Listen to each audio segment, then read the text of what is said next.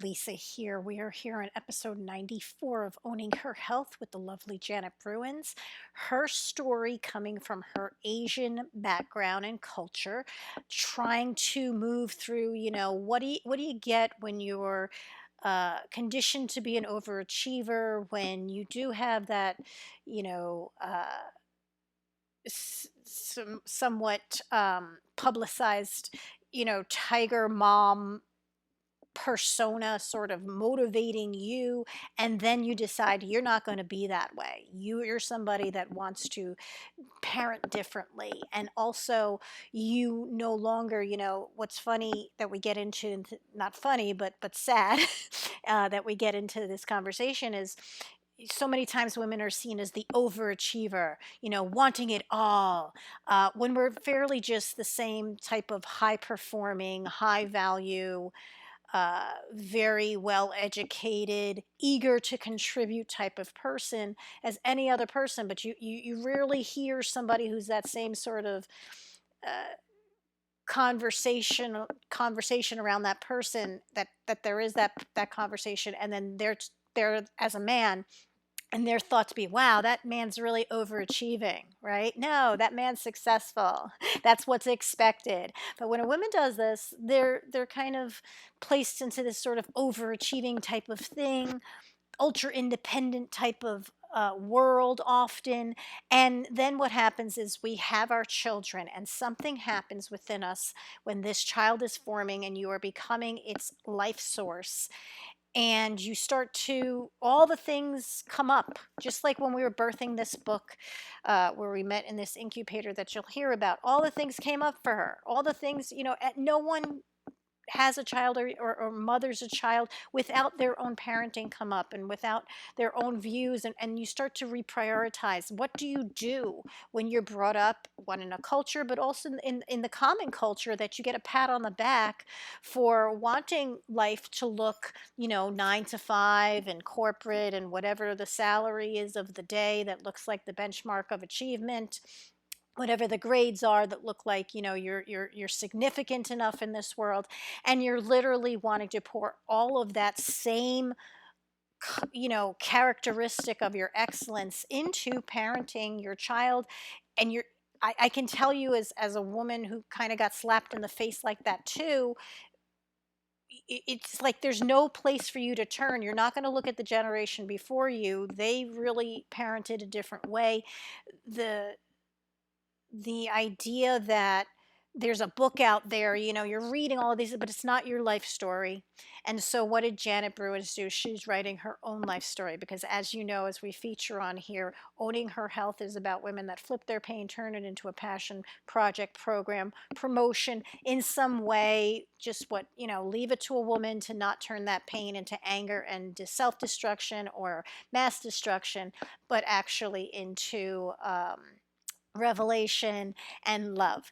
And so Janet, actually, we talk about where to contact her. She now has her book website out, www.janetbruins.com. You can take a look over there and see what she's all about with her book, and help support her funding for the rest of her publication, if you can do that, because what women need are sponsors. We need accomplices. We don't need the cheerleaders. We don't need the, hey, yay, you're writing a book. We literally need you to contribute, either in money or purchasing it, sharing it with someone else on your pages. We need the accomplices. So I'd love for you to go on there, and I'd love for you to give me some feedback at www.drlisahollandpt.com about these show notes, on the Libsyn show notes. Come on over and leave a little comment there, and send me an email directly at that email, and let me know what you thought about this show underneath the posts. When you see the posts, I would love to get your feedback, and I want to know, what do you want us to talk about next on Owning Her Health? Buckle up, let's go. Welcome to this episode of Owning Her Health with your host, Dr. Lisa Holland, PT. Join Lisa as she starts the conversation on what it really takes to become a healthy, wealthy, and whole CEO of your life.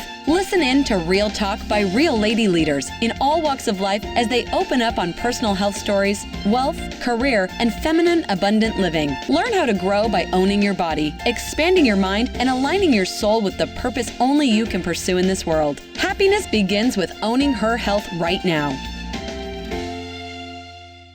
This episode of Owning Her Health is sponsored by DIY Mind Body Brand Academy. DIY Mind Body Brand Academy is a 8-week done for you step by step workbook, series of workbooks and videos and self-paced coursework for anyone who is considering going from being an employee to an enterprise mind. So, what does that mean? Basically, it means you're looking to maybe take some of your talents, maybe some of your gifts, your treasures, your life experiences, such as Janet did, turning herself into an author, and moving that into, let's say, an avenue for an income stream, an allowance for you to cut back your hours, change your hours, maybe even jump into entrepreneurship, which so many of you that listen to Owning Her Health are kind of forced to do because of wanting to not have it all, but maybe redesign what all means to you. And a lot of us have an inner artist inside. And so Mind Body Brand Academy DIY, the link is www.mindbodybrandacademy.com. The link will be on the Libsyn show notes, and you can self-pace yourself. This is for that person that's it's just jiggling in your mind. You want to see what you can put together. And it's nothing about being an entrepreneur or this or that, although obviously you're going to get those skills. It's about getting a brand. This is a great skill for anyone to have, being able to show up for yourself and really qualify and quantify what is it that you know. Because here's the thing, in these unstable times, having the ability to go out and earn money based on who you are and what you know how to do is 100% your best bet. Okay, guys, www.mindbodybrandacademy.com. Everybody, thank you again for owning her health. We are here with Janet Bruins, who I met in my pursuit of getting that real book that's been in my forming over the past really decade. I've put and published little things to my community. You guys know that here over in the Owning Her Health podcast. You might have heard me talk about Goddess Wisdom late last year and some of the things I sold on my store and in relationship to some of my wellness programs and things like that. But 2023, I said, this is the year that I'm really doing the book, which is tentatively titled Tantric Leadership. And in that incubator, I met Janet, and Janet is one of the, I saw her and I said, oh, she is one of those women owning her health. Okay, because she's comes from engineering, knows the technology. She's out on the West Coast, she's all into that West Coast vibe kind of thing. She's living her life like many of you guys do. And what happens as women? We decide to start a family, and all of a sudden we have this kid. We get this kind of like conflict of interest in our lives, and then all of a sudden all of the stuff comes up, because I always say the number one way to go on a healing path is to give birth, because all of your stuff from your childhood and all of your stuff from relationships and all the choices you've made and all your professional stuff, it will come up like when you have bad food, and it's all got to come up. So thank you so much, Janet Bruins, for being here today. You're writing your book. I know you said the tentative title with the expecting it all, is it more time, energy, space for mothers? You can qualify and tell me the exact title there, but I love that concept because that is you, first of all, and that is what we want. So thank you so much for being here. Yeah. No, thank you, Lisa. So I'm Janet, and yes, I started writing this book the same time that with you, which is 2023, and then we met in this program. And the reason why I wanted to write this book is because the shock of becoming a mother. So I feel that we hear so much about it from friends and family. This is what it's like becoming pregnant. This is what it's like being a new mom. But the shock still comes because afterwards you're living it every single moment of your life. There's not a single moment that you can hit pause to say, oh, let me take a break, and then from this my new life, go back to my old life and just relax, and then for a Right. minute. Maybe this wasn't a good idea. Maybe I gotta. There's no rewinding. And this is so it's so good. You got your new family, you got your child, you got this beautiful baby, and like Lisa, what you're saying is the same as what you're saying. All of the stuff comes out. You as this new mom, you're dealing with some of these things where, oh, this is what my mom was working through. So there's a lot that's coming out. However, I feel that's so easy for women to lose themselves during Mm, this time. So you were first, all of us were first women before we became mothers. And as women, we have so much, we have these dreams, we have these hopes that we've been working towards all of our lives. And then you get this shock. And then all we want to do is to continue on, with, raising our family, taking care of our kids, and learning from this new experience. However, that past us is still there. We shouldn't lose any side of her. We're just evolving now that we have a family. So this is what I want all of the to tell all of the new mothers, that your dreams, they may be different now, but you shouldn't lose them. Your what you've desired, nothing is you shouldn't feel guilty about any of that. You shouldn't say like, now I have a baby, I should let go of all of these dreams. And that's why I title it Expecting It All, because in society we hear all of these things like, you can't have it all. As a woman, you can't have it all. You choose family, or you choose career, and in the end, it's just a different way of thinking about who are you, what are some of the things that you truly want, not what the society tells you that you want. And in the end, you can have all of these together, and how to not to lose any parts of it. You want to dig into the real you and incorporate that to this new life that you have. And in the book, what I also want is to give out these tools, more time, energy, money, space. So wherever you are as a mother, whether you have a partner, whether you are doing this on your own, whether you have a whole family behind you, whether not, these tools that I want to add in the book is going to help you just to get a little bit more resource so that you can start building this new life. So that's where I'm at with that book. and I think, you mentioned a couple of things, good things, like, that shock. Yes. What is the shock? I treated the shock. That was Yes. my clinical practice, was the shock on the side of, maybe they chose not to have the kids a little too long. Now they're dealing with Mhm, mhm, infertility, or they did it to have it all the way, whatever, but they realized their mhm, relationships had suffered and the connections had suffered, because it's one thing to, and I am not saying this at all to judge anyone, but it is a different experience saying, I'm going to curve my career and my mhm, interests to be mhm, present in the home as this child's main influence through the day, mhm, or I'm going to, curve my family life or the dynamics or whatever, to make sure I can do the career on such and such days at such and such hours, and then I'm here on such and such days and such hours, and or just choosing not to till you're 40, or choosing to go with mhm. adoption, or whatever. And then there's obviously the I think another group that kind of gets missed in the whole mothering thing are the people that, I think that it almost could speak, probably, this book, to people that are, sometimes we're mothering and they're not necessarily our kids, but I think I've seen the women who are kind of juggling that. Maybe it's a family members or whatever, maybe because they have the Yeah. career or have the money, they end up taking on somebody else's mothering, or they Or help socially elderly with their parents parent, within their, yeah, within the they're doing care for somebody else, the right, same way that they right. The would do as a caregiving, mother. right. Right. So I love that. I love that aspect of, this might be a book for new moms, but Mhm. it might also be a book for people who have that unresolved mothering. As a child, I wanted to be a garbage truck collector. Um, Wow. Where'd yeah, that I come just thought from? Well, that is just so cool. You're riding around the truck all day. So, Right, yeah, right.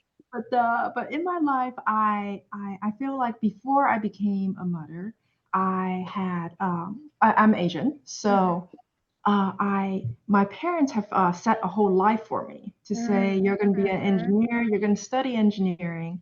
And that is what I've done for the majority of my life. So I went into engineering school, I got a master's degree, and I was an engineer for about 15 years until I say, hey, that's it. I think 15 years is good enough to appease any tiger mom that my mhm. mom still Yeah, I is. went, yeah, I mean, that's, and it's funny you say that, right? Because where you're talking about a kid that wanted to Mhm. just be on a truck because you thought it was so cool to be exploring and this and that, and they couldn't have put you on the more opposite path Yep. as an Yep. engineer to be like bringing your world into such systems and rhythms and repeats, Crunching numbers. Yeah. And so I went and got, my second degree in MBA, and I was going to do finance through the rest of my career. So I was so excited.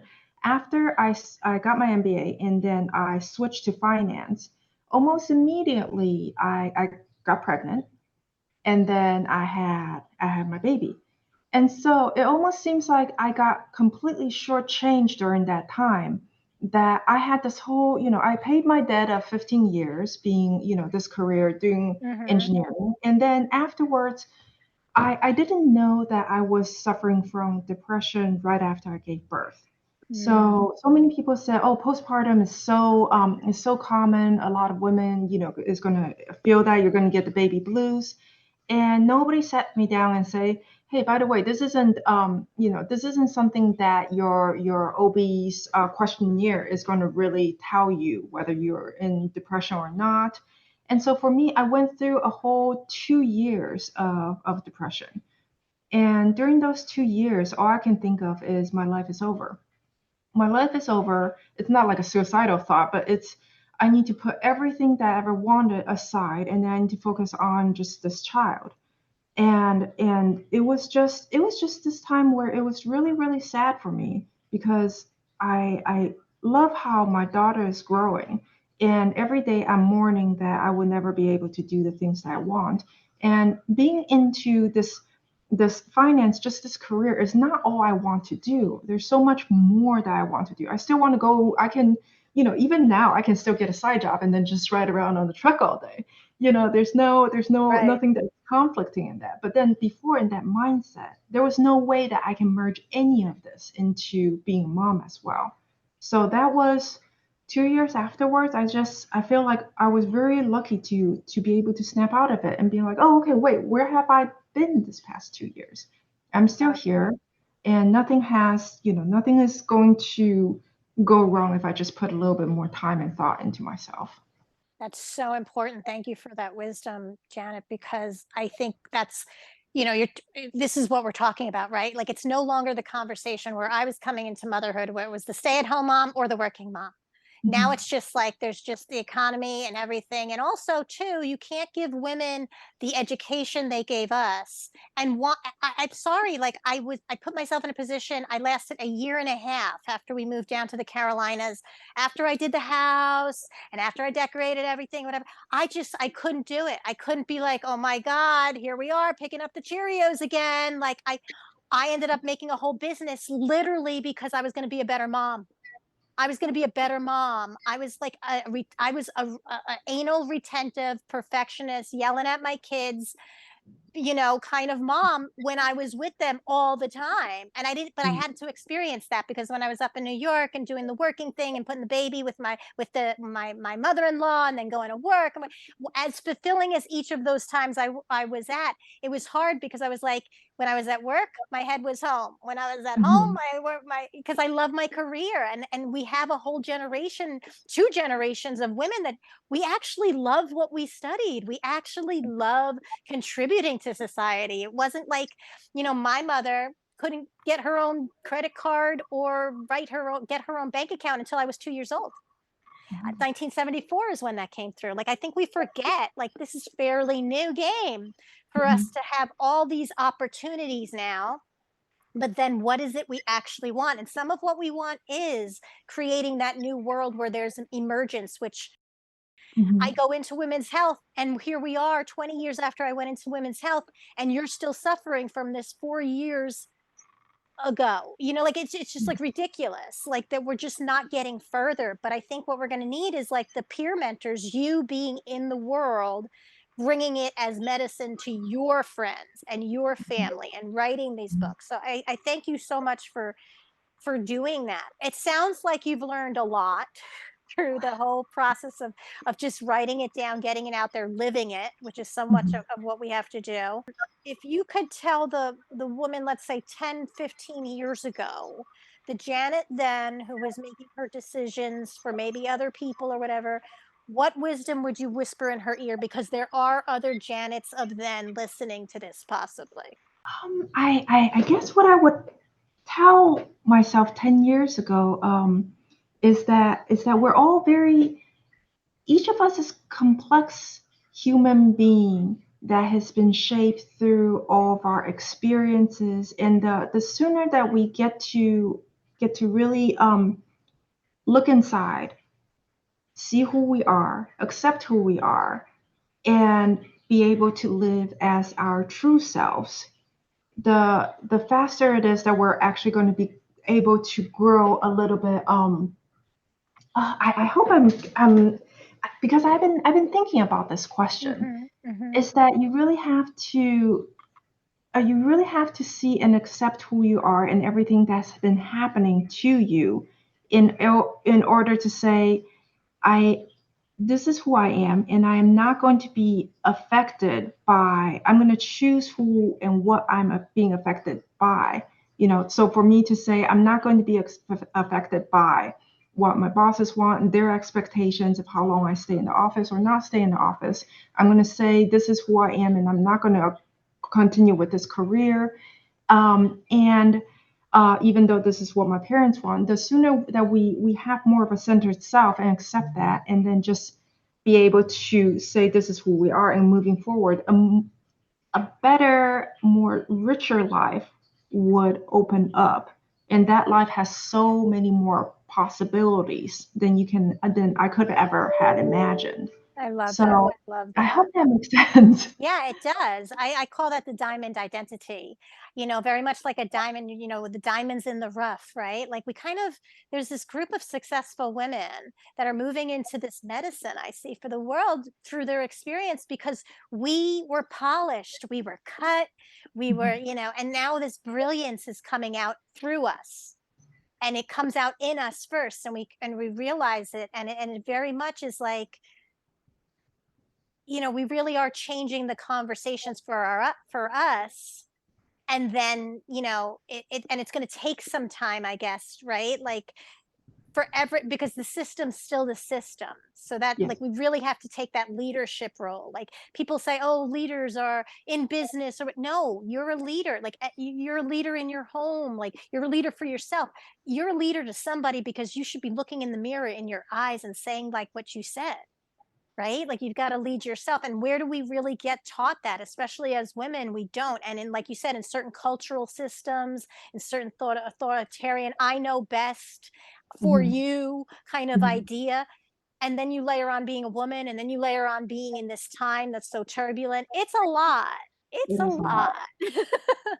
lot. I'm gonna flip that, Janet. And like, if you're successful with this now, is this kind of like what you feel like, was this you sort of getting this out, and then you see yourself going back into business and doing some of like stuff that you had interest in? Or do you see yourself, what, I really love writing, and I can see myself sort of, creating a whole brand of like, around this concept, like, Marie Kondo cleaned out your closets. I'm going to clean out your like, mothering systems or whatever. What are your thoughts? That is a good way to think about it. Yeah. So yeah, this past being able to write this book really got me start looking at myself and what I have been doing.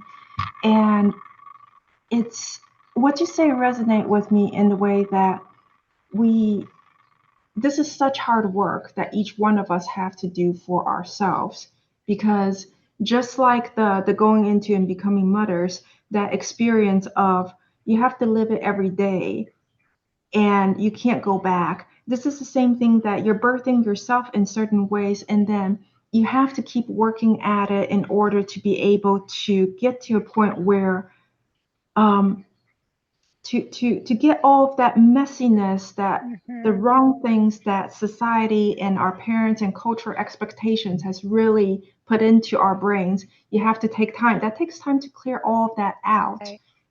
and then to live your true self going forward. So I'm still in that process. Some days that I wake up and then I look around and I say, oh, I gotta put in more hours at work. I gotta, like put on my suit and then start like, beat up some boys at work and so that I can get that promotion more. But then I have to pull myself back and say, no, no, I don't. This isn't what I want anymore. After I've been writing, I've been wanting to create more, do more with just learning what is beauty in life. What is it that I want to spread out to the world? So to me, it's going to be a long time for me to clear all of that stuff out of my head and moving forward. And this is why I'm excited to see where I go in the future. So I got a lot of expectations for myself as well. So I want to Yeah. do more. I want to do more for others. I want to do more for other women. But just so everybody listening out there, I'm still such a messy person. Yeah, So well, that's the thing, right? Like it's not really, I think we were taught sort of this idea of like the top being this area of perfection or something, or this ultimate nirvana, or this, whatever, when the reality is it's a constant evolution. Like when you stop learning, when you stop, evolving, you're dead. You're Mhm. dead. And like, why are we all running to get dead? Like if you're in survival mode, I get it. You're tired Mhm. or whatever, but like at some point, like we are at a place of consciousness, like we are developing all this technology. But we've got to stay caught up as human beings to have the capacity to utilize this stuff in a way that's helpful. So it makes sense to me because there's the evolutions. I see it as I'll say it as somebody that grew up with a cross and the idea of that, and I was always like, what's that all about? And it was really through my more esoteric and metaphysical studies that I really started realizing, actually, like we live at like the levels of the horizontal, and like at different levels of the horizontal. And then at some point, that's the evolution. I see evolution of people as the healing. When everybody's saying, I'm healing, like everybody's got to heal, everybody's got to evolve.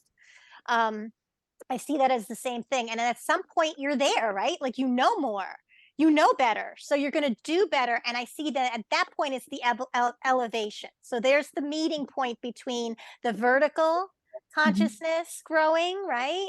And then that's called enlightenment, or whatever you want to say, like, but you can live on that horizontal forever. Like some of what we're seeing is our parents historically like living on a certain level of consciousness the whole time, like the Yeah. whole time, like, Yeah. but we're a generation, there's like probably, I'm a little older than you. I'm 51 now. I just turned 51. And so I'm saying, people from like their 30s to 50s or so probably are in where we're like, I have many lives. I understand that whole reincarnation. I don't have to die. I can actually have a new life within this one life. Like I think that we're just getting where there's just enough of us now that realize I can actually go into that elevation where it's not like I have to die and go to heaven. Mhm. I can bring heaven down here. And so that, that really makes sense to me. You should never want to stop doing that. Like Mhm. until the last breath, get as close to heaven as you can here.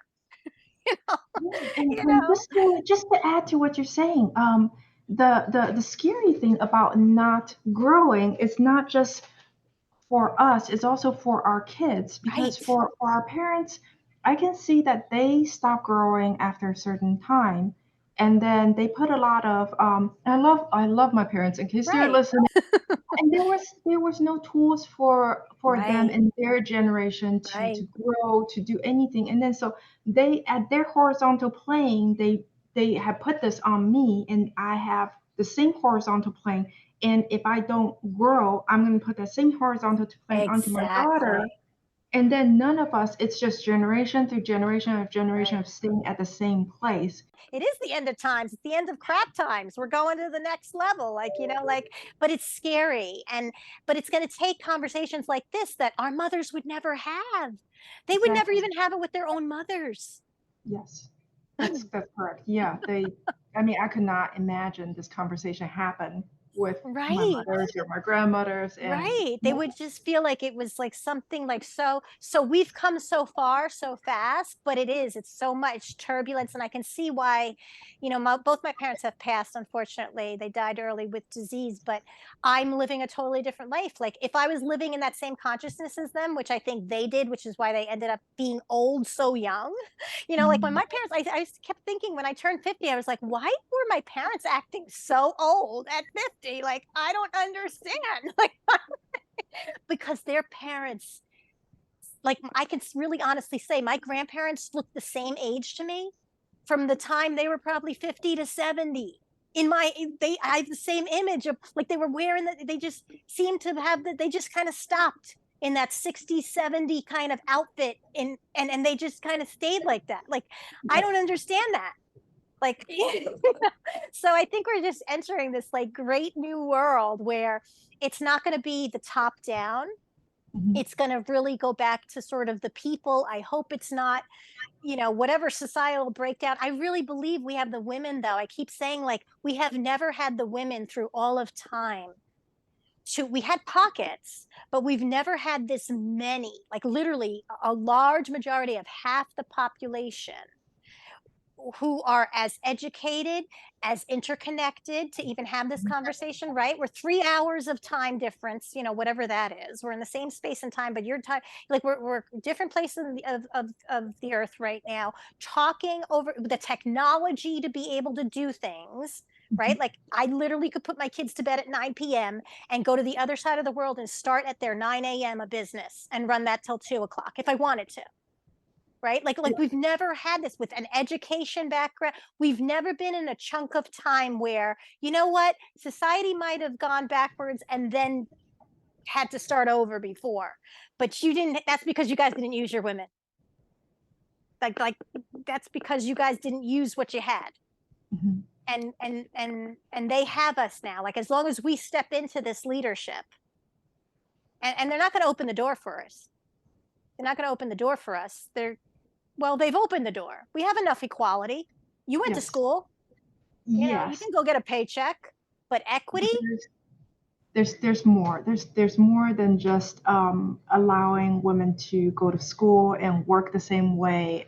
There's more than they need to see see see us and work with us and treat us the same way right? Like instead the of equity gaps, like it's different. When you have a baby, like, yeah, you need some time off. Like yeah. it's like, you know what I mean? Like it's just things that they're fighting for. It's like, well, I don't want to have her have an unfair advantage of an extra vacation. It's not a freaking vacation. Okay. Like it's just the mindset. It's just, and Mhm. then, there's just a lot of interfightings and a lot of conversations. There's the mothers with careers, the mothers with stay-at-home careers, the mothers with, and I think we just all need to come together. So I'm so appreciative that you came on and you're sharing this and you're putting it in together into a book and you're coming out and being a peer leader. Where can we find you? Because for those of listening that want to follow your journey into the publishing of this book and the things that you're doing and what you're bringing into the world, where's the best place to connect with you, Janet? Oh, yeah, thank you. So the best place right now is on Instagram. My handle is Janet Bruins. That's JanetBruins. And I post every day when I wake up, when I write, what I'm writing, and also just the different writers' life photos and posts. So Yeah, if I you want love to it. follow my journey, that's the best place. So if anybody's dealing with this, if this would be, I would think, what is your tentative publishing? When do you think this will be out around? It will. I'm aiming for spring of next year, so spring Okay. 2024. Okay, great. And so, like, if you want to follow the journey, maybe you get into her fan group stuff to, help and support her or whatever. Connect with her over on Instagram. her Instagram page, and I will definitely have it on my show notes, on my Libsyn show notes, and so it can make it super easy.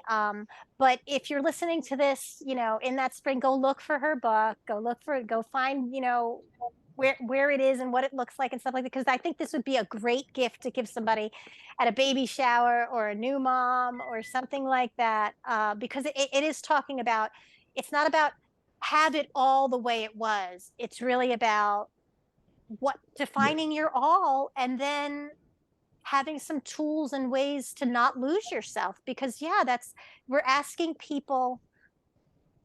And I think there was a whole generation, probably we're the first, real generation to decide that, what, I don't have to lose myself through the process.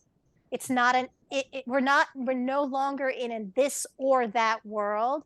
We Exactly. really, unity consciousness is getting us to be in a this and that world, but it might look different for Janet than it looks for Dr. Lisa. It might look different for Dr. Lisa than it does for Judy or whoever, and that's perfectly fine. And it's always going to look different than Bob, Bill, and John. Yes. That's fine too. Okay. So I thank you, Janet, so much. Any last thoughts you're thinking? Anything else you want to kind of put out there for anybody? No, I just want to say thank you so much, Lisa. I've been having this is such a great time. So thank you so much for inviting me. Thank you. We had a great conversation. All right, guys. So we'll listen on in and take care, and we'll see you next time on Owning Her Health. Thank you for listening into this episode of Owning Her Health with Dr. Lisa Holland, PT. To learn more about her personal and professional development service, visit her online at drlisahollandpt.com.